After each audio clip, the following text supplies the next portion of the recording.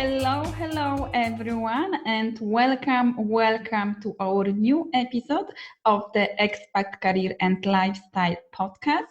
This is Dominika Miernik, your host, and today I am interviewing a very special guest, Melissa Ferrer-Burke, founder and creator of Inspire Travel.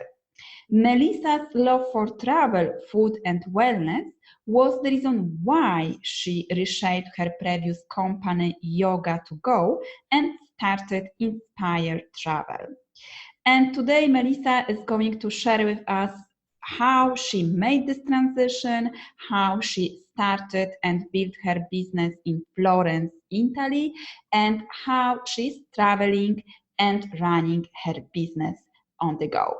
So listen to this interview and share your insights, thoughts, and learning points with us. Hi, Melissa. Thank you for being with us today. So tell us more about you and what are you doing? Oh, well, hey, Dominika, ciao. Thank you so much for having me first off. And thank you for being so patient because with the travel in the summer, it took a few times to get this organized. So I appreciate it very much. Good. Yes, with international life and traveling, sometimes we have to overcome those challenges. Absolutely. It's not simple, but my goodness, it's quite a gift, isn't it? Yeah, exactly. So thank you very much once again for being with us today. So tell us more about you, how you started your business, and what are you doing? Sure. So I'll give you a quick background. I came from the United States. I'm originally from Miami, Florida, and I was doing some studying in my university in New York, and then some studying in San Francisco as well after university.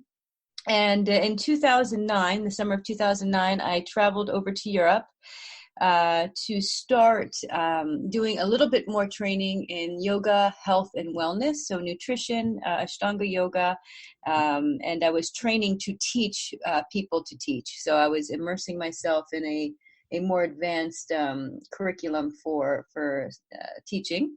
And that took me over to Sweden and Stockholm. I was in Barcelona, Spain. I also ended up in Florence, Italy. So in 2010, I started by working with another lady who was an American Italian who had a studio in Florence who needed help. And soon after that, I decided that I wanted to open up my own space because I have a son who was born in Italy. And I decided I needed to have a little bit more organization and self-reliability. So that kind of launched me into needing to create a career for myself as an expat living abroad. So in 2011, I opened up my personal owned space right by the Ponte Vecchio in the Centro Storico of Florence. And I operated and taught at that studio from 2011 till 2015. It was the end of 14 and then early 15. So I was officially in that space till about February, March of 2015. That was quite interesting from start to finish. Opening that studio was very challenging. Coming from the States, the operating methods are, I'm not going to say simpler because opening your own business is never easy, but at least I felt there was a formula to follow. A plus B equals C coming from the States. And when I came into Florence, it was no longer a simple A plus B equals C. Mm-hmm. It was very interesting, from commercialistas to getting a partita IVA, to the codice fiscale, to the permesso de soggiornos.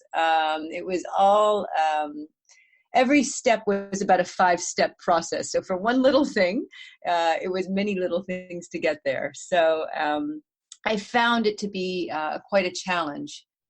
But with every challenge comes great reward, and working hard for anything, you will see results as long as you give it your all. And I found that it definitely made me a much more patient person. It made me much much quicker on my feet. Having to juggle many different items to achieve one thing was interesting. So it was a lot more micromanagement. Mm-hmm. Micromanagement, I find, is the right term here, because in the United States anyway, if you have an office, the office keeps the papers, for example, be it a doctor, be it a tax registration, be it any kind of city hall, they will keep your documents for you. And that was one of the first things I thought, oh my goodness, I have to organize everything on my own. So for every document or every piece of paper they give me, I have to have a folder. And with that folder, I can't lose a thing, because if I lose something, I'm back to square one. So it was the micromanagement of getting the studio opened, of all the details that were very challenging. However, like I said, once I overcame those hurdles, I was able to really look back on it as, wow, I accomplished this, and I've learned so much more as to how to keep more organized, to keep more of all of my documents and items in my possession, and be more in control. Maybe that's what I'm trying to say. So it was interesting. It kind of strengthened my toolbox. It gave me more to work with as a person as I continued on. Mm-hmm. So that was it was a really great experience, and it was challenging at the same time. Yeah, it's funny that in Italy you can learn organization, how you, and it's true, because I also have a business which is registered here in Italy, so there is a lot of paperwork, so there is no a clear strategy what you have to do and what steps you can take to. And there is a lot of paperwork and putting everything in one place, checking and controlling. So I agree with that. And it's nice to hear that also you have all those learning points and insights from this experience.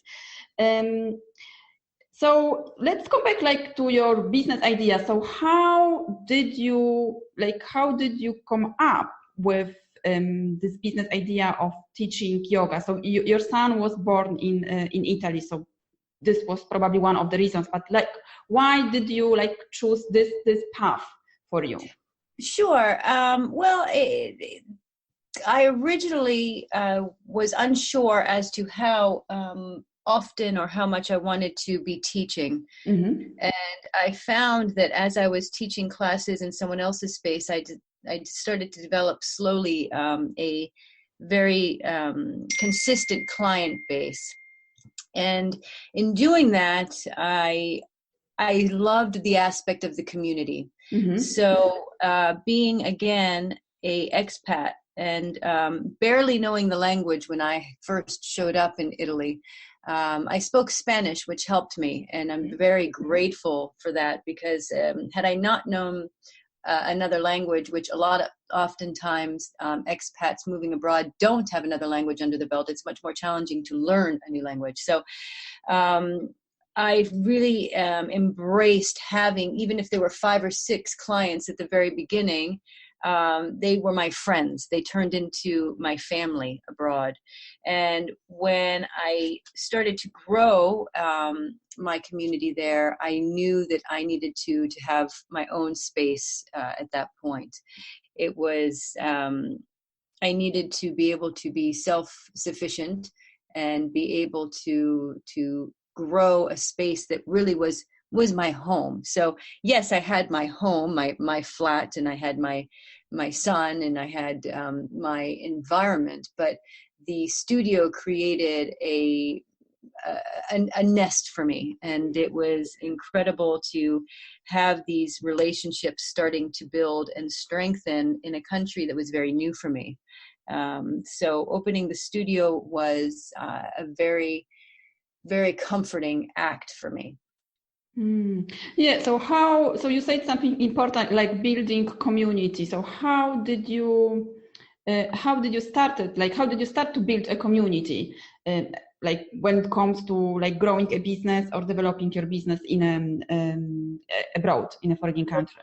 Sure. Well, I'll give you the more emotional side, and then I'll give you the pragmatic side, the very rational business side. I'll start with the emotional because it was very close to my heart first before I turned it into a business. So I'll just go with that off to begin. It was consistency and time. It was dedicating my time to learning my surroundings and caring, meaning in Italy specifically, and I'll only speak for Italy because that is my knowledge. So I don't want to incorporate all of Europe. But for my history with Italy, your neighbors are extremely important. And neighbors meaning if I have a studio, I want to know who my local fruit stand is, and I need to know my local pharmacist, and I need to learn who my local bartender is, and bartender meaning a coffee bar.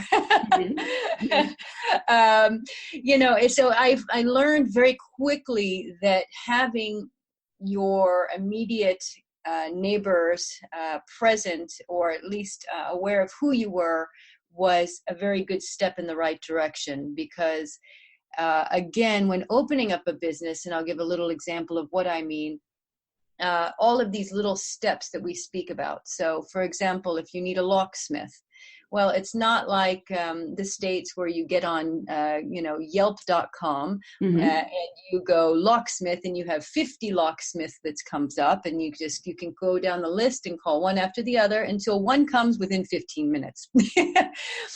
That's very American. In Italy, you have to find your local locksmith. You have to see if he's in his shop. If he's in his shop, you have to understand whether he has time that day to see you, or even be able to dedicate any time the next few days. He needs to know who you are. He wants to know your space. He wants to know what you're doing. It's much more personal. It's much more intimate. And so knowing your local surroundings, your local folk around you, helps in being able to navigate through the challenges of a new business, and just being the new kid on the block, so to speak. So I found that creating those connections with my neighbors was extremely important. And again, those individuals still to date are my friends. I may not be in that exact physical space that we're speaking of when I first moved to Italy. However, they are on my Instagram, they're on my Facebook, they're, when I'm in that neighborhood, I see them all. We have hugs and kisses and coffees, and it's always like, oh my goodness, how are you? And it's very personal. And again, this is one of the beautiful gifts of Italian culture is just that warmth that you receive. So that is from that standpoint. Now, building the business in Italy from a pragmatic standpoint, from a business standpoint, I found the following things to really work for me when I did it. Social media, getting the Facebook up on its feet and having it current. There's a lot of opportunity in Southern Europe, just due to the fact that it's not as up on the times as, let's say, Northern Europe or the States or Canada. I find that they're growing and it's improving, yet they're not as up to speed with that. So Facebook, Instagram, Twitter, keeping up on a current basis with the community is extremely important. I found that helped me. I found, again, creating a website that linked to these social mediums was extremely important, and having it concurrent. So always in current time. A lot of things are outdated when it comes to businesses in again, like I repeat, in Southern Europe. So I found keeping your social media current was very important. I found that keeping a current website was very important. Reaching out to my local community in a old school fashion in Europe was very effective. So creating a little flyer and giving it to my local neighbor in order for them to know who I was. What are you doing? Who and what do you want to do?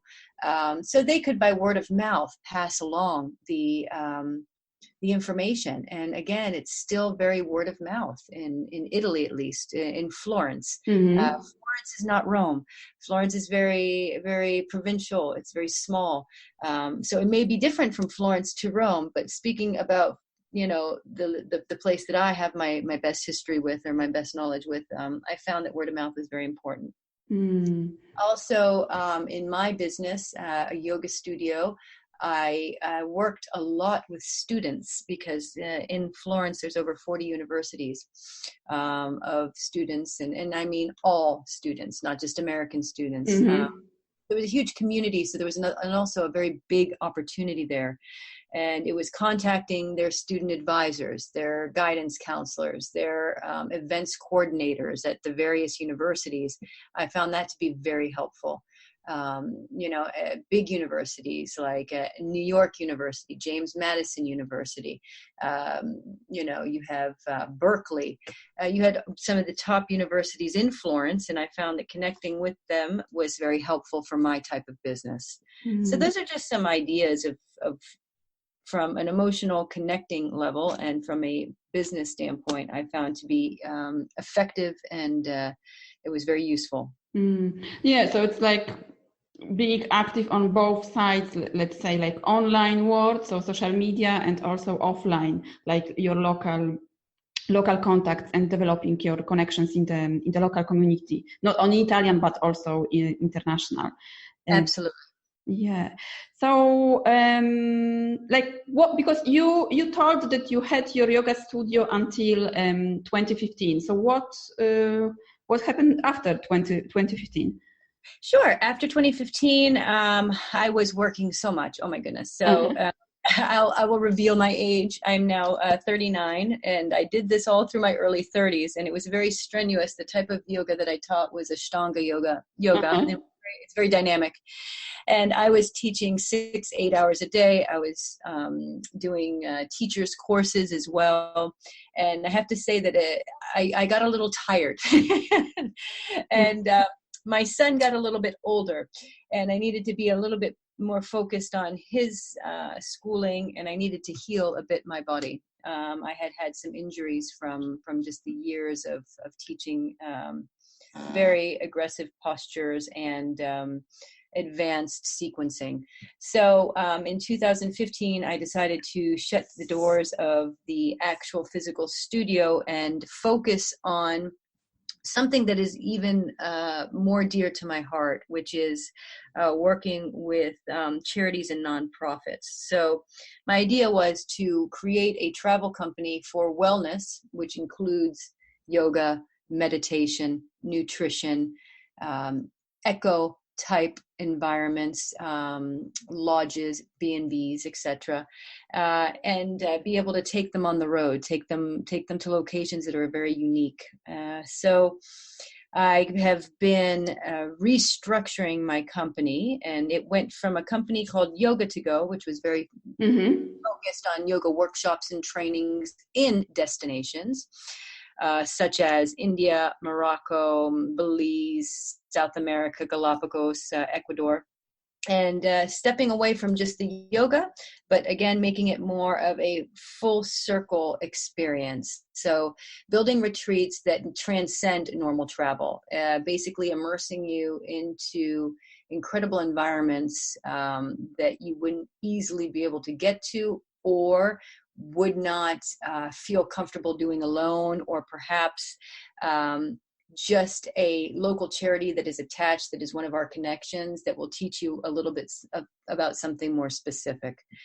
So I've been reworking the company now for the last year and a half, and I'm really pleased to say that we're finally there. So Inspire Travel is the name of my current company, to inspiredtravel.com, and it is based between Florence, Italy, and the United States, predominantly in Florence. I'm there, I'd say 75% of the time, but due to family and just life, I do travel extensively back and forth to the United States. So Inspired Travel now is dedicating its time to just that, is dedicating its time to meaningful charities, supporting them, promoting them internationally, opportunity to see firsthand with the guests that we bring how they can make a difference in these places, all along keeping you fit, doing yoga, eating well, staying grounded, and enjoying the benefits of the wellness programs that we include in our trips. Yeah, it's a great example how you can adapt and change your business according to your life, to your new life vision or life changes that we have. So doing this transition from yoga studios to organizing those retreats, it's a great example how we can change our business or our business vision. It's growing and evolving and changing. So. Well, sure. I mean, change is the nature of life, and external and internal change is constant. And I find that if you can't adapt, then you're going to struggle with creating or being in that new next space. Meaning, you have to be able to challenge yourself to find the next right fit for you. Where is it you want to go? What is it you need to be doing? And how can you get there? And I find that it's never easy. It's much easier to say, I'm just going to keep doing what I'm doing, even though it's not good for this, or it makes me feel like that. You have to honor where you are emotionally, physically, in your communities, because they're always changing. Everything is always in flux. So how do you find running your business and traveling between Italy, Florence, and US? How do you find this? Is it tiring, or how is it for you? It has its moments. What does that mean? It means, it can go very easy. And some days you get on the plane, you fall asleep, and you wake up and you're there 8 hours later and you're going, oh, wow, this is so easy. Mm-hmm. And then some days you are thrown the kitchen sink from airport delays, train delays, weather delays, and you get there literally 24 hours later and you are, seeing sideways and wonky because you're just exhausted. So it has its challenges. It's not always easy, but again, anything, that you have to work for is usually going to give you a reward at the end. So it's worth the challenge, because I have this beautiful, diverse lifestyle. I have the beauty and the elegance and the culture of Italy, and I have the structure and the reliability of my culture of being American. Mm-hmm. And that extends to my family and my community here, that my university and my studies, that I rely on for being capable to do what it is I'm doing abroad. So it's not always easy. I find simple things to be very important when on the go. It's getting your rest, staying calm, being, again, flexible, being adaptable. You have to be able to roll with it. You have to be able to go, okay, so I'm going to be stuck in, for example, last year I got stuck in Amsterdam for about 18 hours. It's like, you have to make lemonade out of lemons. What do? Okay, well, I'll just go on a city tour and I'll take my camera and I'll enjoy 6-7 hours, and then I'll go back to the airport. What else am I going to do? It's you just have to be able to be flexible and stay healthy. It's exhausting, and when our bodies are tired, our immune systems can slow down. And just as a nutritionist, I say, stay flexible and easy in mind, and stay hydrated and full of vitamins on the go. Beautiful, Melissa. So thank you very much for being with us today and sharing your experience, your story, and your expertise. So tell us, where can we find more information about you? And I also know that you have a fantastic gift for our listeners. So tell us more about it. Oh, absolutely. And again, Dominika, thank you so much for having me here today and letting me go through some of this. It's a pleasure to listen to all of your podcasts. I've been listening. Thank you. They're so great. It's comforting to know you're not alone, right? Yeah, exactly. Yeah, exactly. Well, our company is To Inspire Travel, and on the website, to find us on the web, is toinspiretravel.com. And you'll have an about page, destinations page, coaching page, blog, our charities page, and our team. We're located in the Tuscan Hills, just outside the historical center of Florence. And I do teach privately there in very, very small groups, 2 to 4 people. And it's very one-on-one and intimate. Mm-hmm. And then, of course, we have all of our destinations. I'm currently creating a project with a colleague of Farm to Table, a Mediterranean cookbook, which we're going to be in development all winter with, and hoping to get out to you guys by spring, summer next year. And we're really excited also to be pairing up with a couple nonprofits that will be event planning for and creating travel for their philanthropic minds, and really excited about that. So the best way to get in touch or to keep in touch is to go on the website, and you can follow our blog, which will keep you up to date with current information as to our whereabouts and our projects. And in Florence, you can also get in touch with us directly. If you're coming through Florence, come and do some yoga. We would love to have you. And other than that, we're going to offer to all of your listeners, Dominika, anyone who wants to come on a retreat, and that's in 2019 and 2020 from Florence and beyond, we're going to offer a 50% discount, clean 50% off to anyone who comes through your channels. That's beautiful. So thank you very much for sharing that, and congratulations on all your projects. And I will put the link to your website and all the information with the show notes, so people can go and check it. Thank you, and I wish you all the best. And thank you so much. I look forward to meeting you in Rome soon. Yeah, exactly. Or in Florence. You never know. Very good. I'll wait for you. Yeah. Thank you very much for listening. So tell us, what are your insights, learning points, and questions? Share your thoughts with us, and I will be back with another fantastic episode. Thank you very much, and bye.